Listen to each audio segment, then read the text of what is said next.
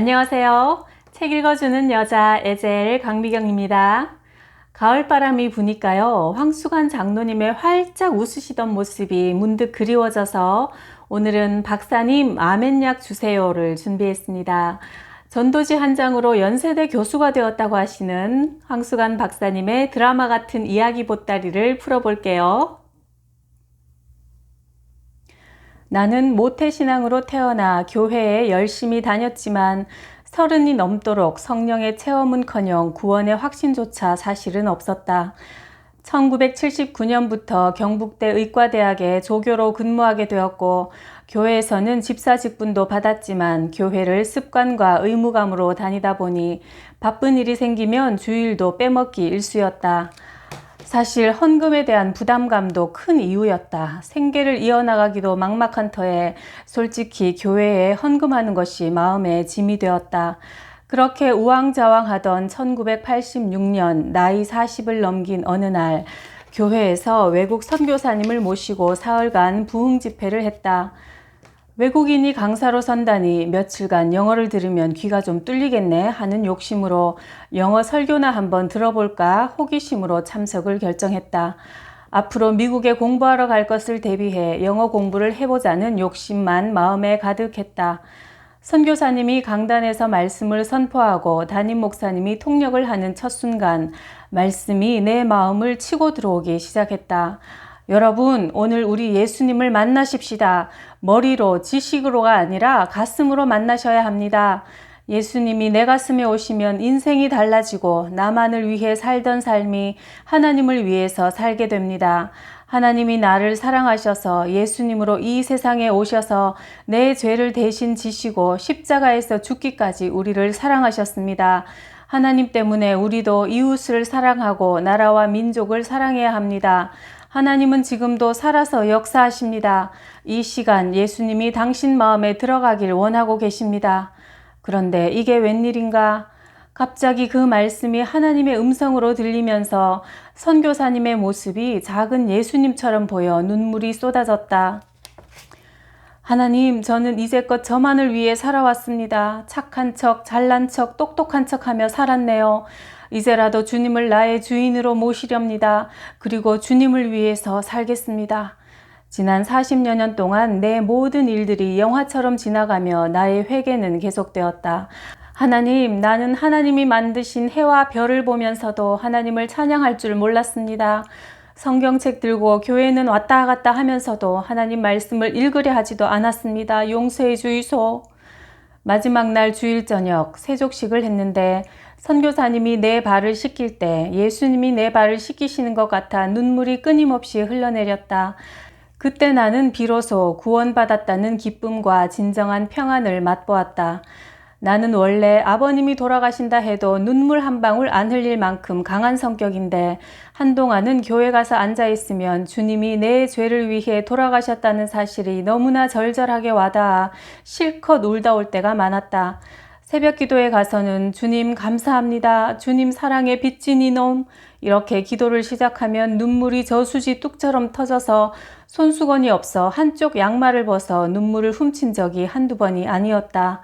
이후 내 생활은 매일 감사와 기쁨이 넘쳤고 기도와 찬양이 떠나지 않았다. 주님을 만나면 인생이 달라진다는 말씀이 온 몸으로 느껴졌다.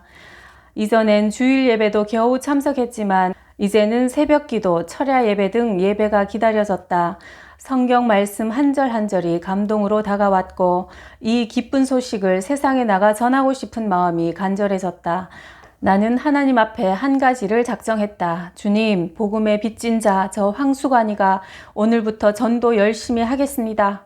그 후 전도지를 가방에 수북히 넣고 다니면서 만나는 사람마다 전도하겠다는 각오를 품었다. 며칠 후 춘천 한림대에서 열리는 학술대회 참석차 출장을 가게 됐다.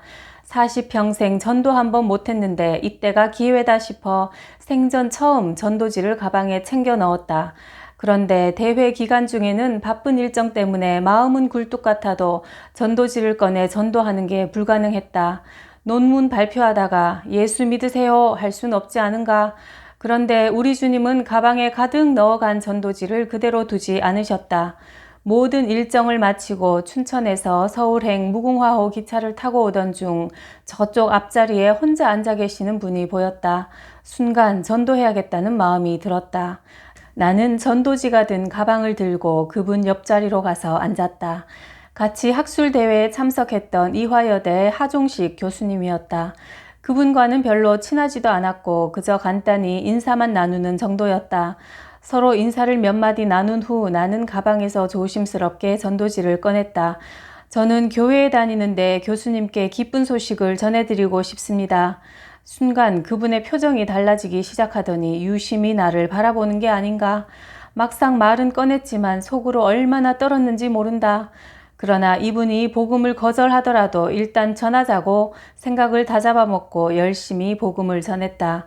아무 말 없이 한참 듣고 있던 그 교수님이 잠시 후 이런 말을 했다. 제가 사실 교회 집사입니다. 그런데 황 교수님을 보니 전도 한번 못한 제가 주님 앞에 면목이 없습니다. 황 선생님을 하나님이 그냥 두시지 않을 겁니다. 순간 나는 당황했다. 생전 처음 전도를 시도한 사람이 하필 같은 크리스찬이라니. 속으로 오늘 전도는 실패다 싶어 기운이 쭉 빠졌다. 그분이 이어서 말했다. 저도 오랜 기간 교회에 다녔지만 이렇게 전도지를 가지고 전도할 생각을 해본 적이 단 한 번도 없었는데 황 선생님은 이렇게 해내고 있으니 정말 부끄럽습니다.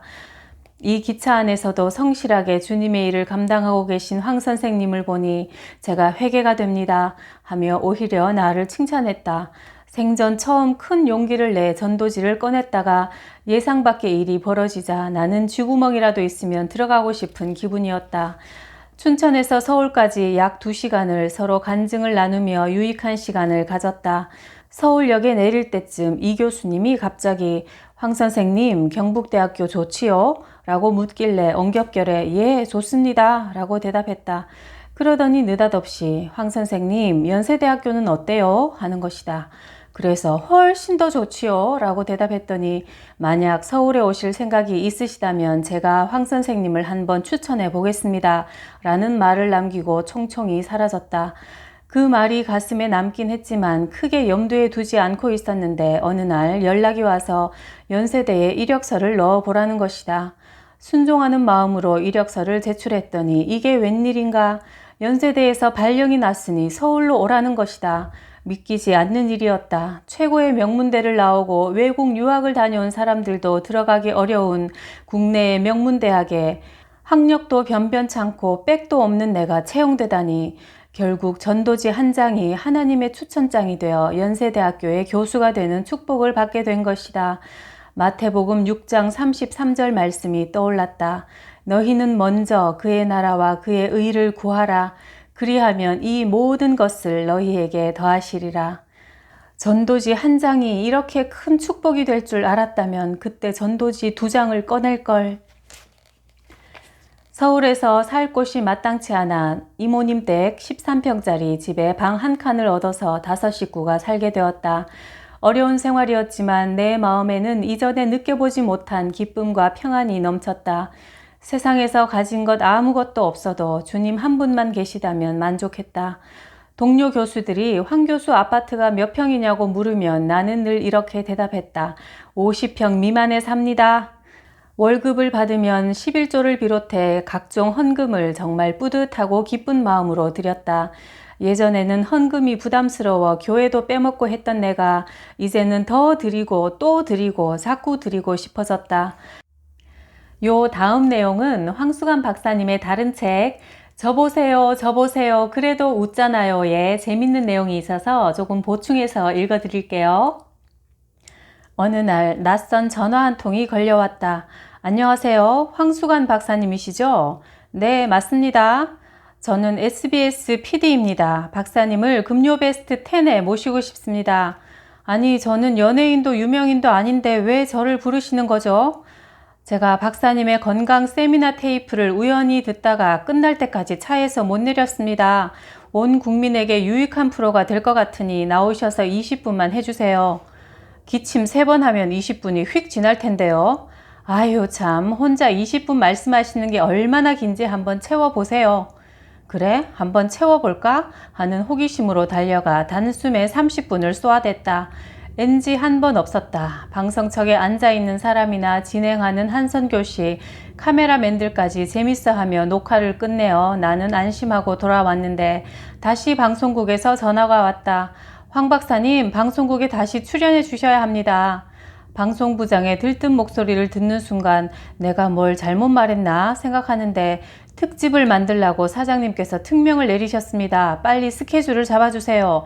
박사님의 강연을 우리 사장님께서 보시고 부장님을 불러 금일봉까지 하사하시며 황 박사님을 다른 방송에 뺏기기 전에 시간을 빨리 잡으라고 명하셨어요.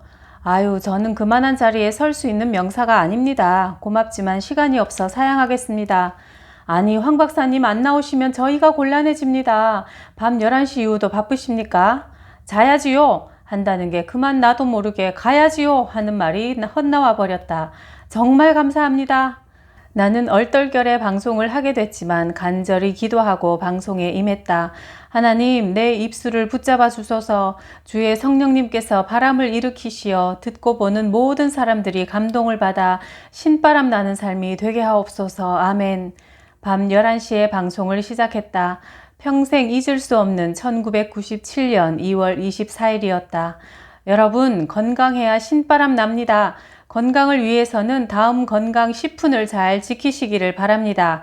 첫째, 자연으로 돌아가야 합니다. 장수촌은 공기 맑고 물 좋고 병원 없는 곳이라고 합니다. 유럽에 장수촌이 있는데 지난 5년 사이에 딱 한 명밖에 죽지 않았답니다. 죽은 사람이 누구냐고 물어보니 의사 선생님이랍니다. 환자가 없어서 굶어 죽었대요. 둘째, 잘 먹어야 합니다.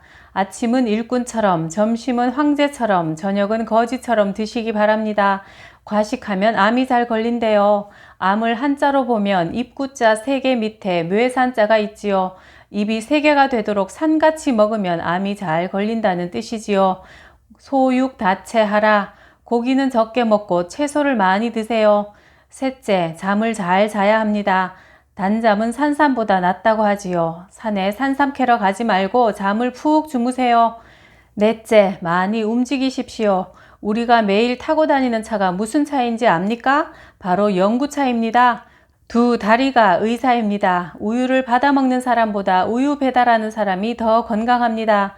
다섯째, 담배를 끊고 술을 절제하십시오. 담배 연기 속에 발암물질이 50종이나 들어있습니다. 술을 꼭 드시고 싶은 분은 과음하지 마시고 약 드시듯이 드세요. 여섯째, 목욕을 자주 해야 합니다. 목욕을 하면 혈관을 열어주어 혈액순환이 원활해집니다. 일곱째, 많이 베푸십시오. 욕심을 버리고 베푸는 마음을 갖게 되면 뇌 속에서 건강에 도움이 되는 호르몬인 세로토닌, 베타, 엔돌핀 등 10여 가지 이상의 호르몬이 분비되어 온 몸이 건강해집니다. 여덟째, 스트레스를 잘 관리하셔야 합니다.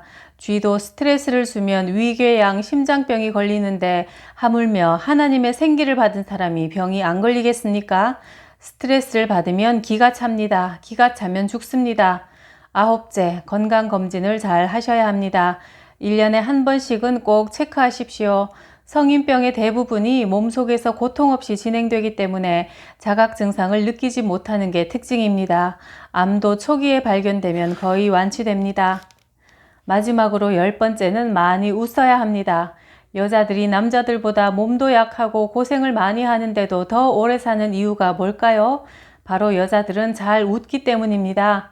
남편들께서 보약이 2첩 드시고 싶으시면 부인을 2번 칭찬하면 됩니다. 5첩 드시고 싶다면 칭찬 2번에 전화 2번 하고 1번 안아주면 됩니다. 그러자 모두가 웃고 웃으며 밤이 깊어가는 줄도 모르고 NG 없이 진행되었다. 첫 방송이 나가고 다음 날 내 사무실에 있는 건강증진센터 앞에 내리자 수십 명의 기자들이 나를 기다리고 있는 게 아닌가. 사진 기자들의 플래시 세례가 터졌다. 여러분, 왜 이러십니까? 나는 한보도는 안 먹었습니다. 당시 한보 사건이 터졌던 까닭에 한마디 던졌더니 기자들의 웃음보가 또 터졌다. 박사님, 어젯밤에 떴습니다. 했다. 그 이후 나는 전 국민이 다 알아보는 스타가 되었고 내가 쓴 책은 초대형 베스트셀러가 되었으며 대기업, 국영기업체, 방송국 등에서 강연 요청이 쇄도했다. 일주일에 수십 건씩 밀려들어 다 감당할 수가 없었다. 방송 출연료, 책 인쇄, 원고료, 강사비 등 수입이 눈덩이처럼 불어났다. 나는 더욱 전도에 힘을 쏟았다. 병원에서 환자를 만나도 우선 영혼부터 살려야 되겠다는 생각이 앞섰다.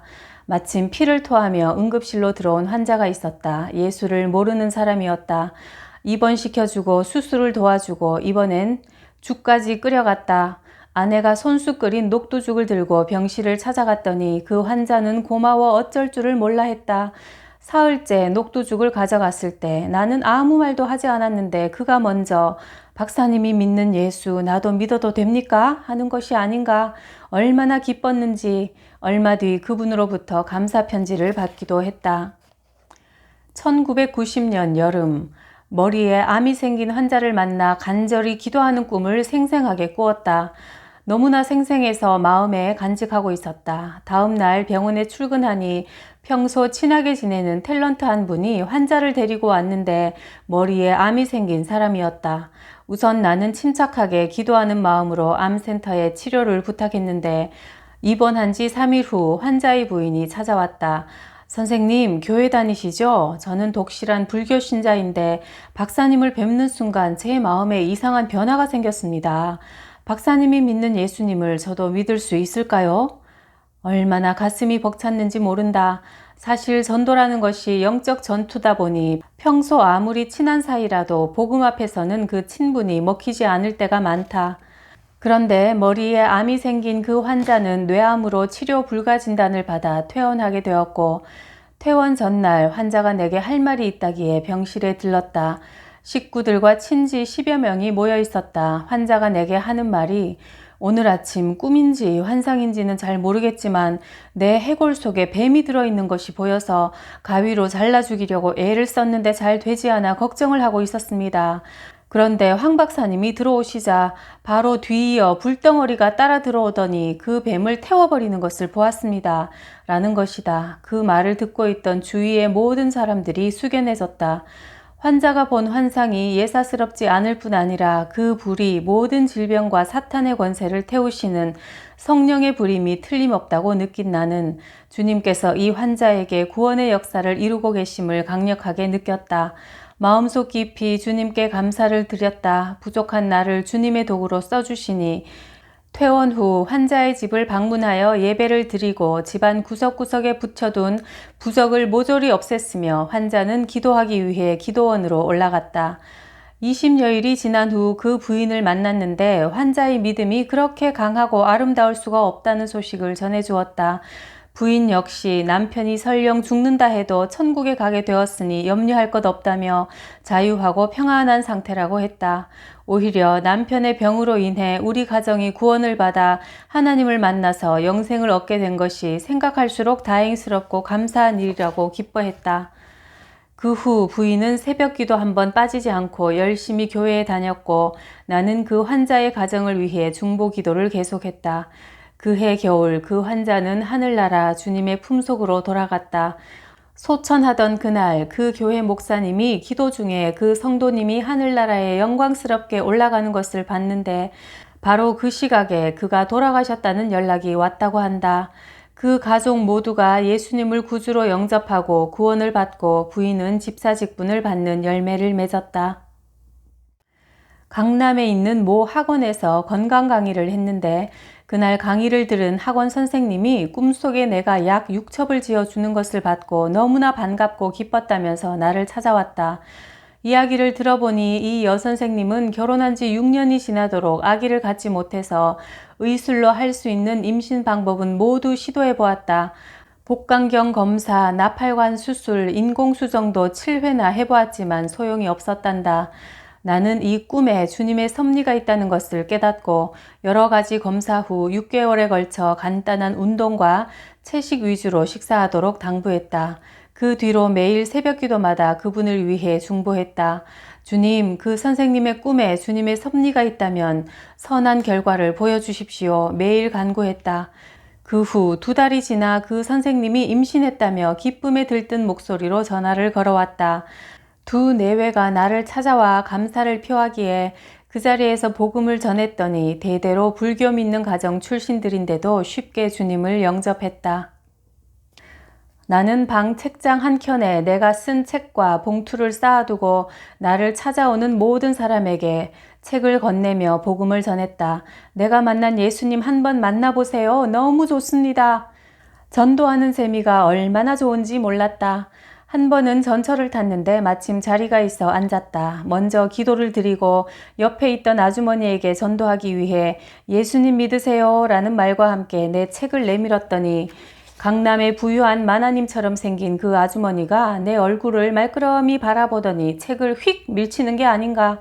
그러나 내가 다시 정중하게 책을 내밀며 아주머니, 저는 연세대 의과대학 교수인데요. 예수님 믿고 이 글을 썼습니다. 한번 읽어보세요. 하니 이번엔 냉큼 책을 받아서 백에 넣었다. 하나님이 주신 교수라는 직분도 전도의 도구로 쓰임받으니 감사해서 눈물이 났다. 얼마 전에는 남대문에서 15년 동안 장사해왔다는 상인 부부가 진료를 받으러 찾아왔다. 그들에게도 예수를 전했더니 마음이 불편한지 내내 눈을 내리깔고 있다가 마지못해 책을 받아가서 내 마음이 섭섭했다. 그런데 일주일쯤 지나 결과를 보러 오는 날 두 사람이 내 방에 딱 들어서더니 박사님, 우리가 가족회의를 했는데 예수 믿기로 결정을 했습니다. 사실 지난 15년 동안 가게에 매일같이 예수 믿으라는 전도지가 들어왔지만 한 번도 읽어보지 않고 버리면서 화를 냈는데 박사님의 책을 읽어보니 황수관 박사님이 믿는 예수님을 나도 믿고 싶어졌습니다. 할렐루야, 나를 복음의 통로로 사용해 주시는 주님께 나는 깊이 감사드렸다. 옛날 한양으로 과거 시험을 보러 갔던 청년이 있었다. 그는 가는 길에 외국 선교사를 만나 예수님을 영접하는 하늘나라 과거를 보고 고향으로 돌아왔다. 동구밭까지 마중 나온 부모님과 식구들이 과거 시험을 제대로 잘 봤는지 물었다. 어머님, 아버님, 세상의 과거도 중요하지만 천상 과거가 더 중요하다는 것을 제가 알고 왔습니다. 천상 과거가 더 중요하다니 그게 무슨 소리냐? 얼마 후 청년의 집안은 발칵 뒤집혔다. 과거 시험 치라고 보냈더니 아들이 예수 귀신을 붙여왔다 해서 동네 소문이 흉흉해졌고 청년은 매도 많이 맞았다.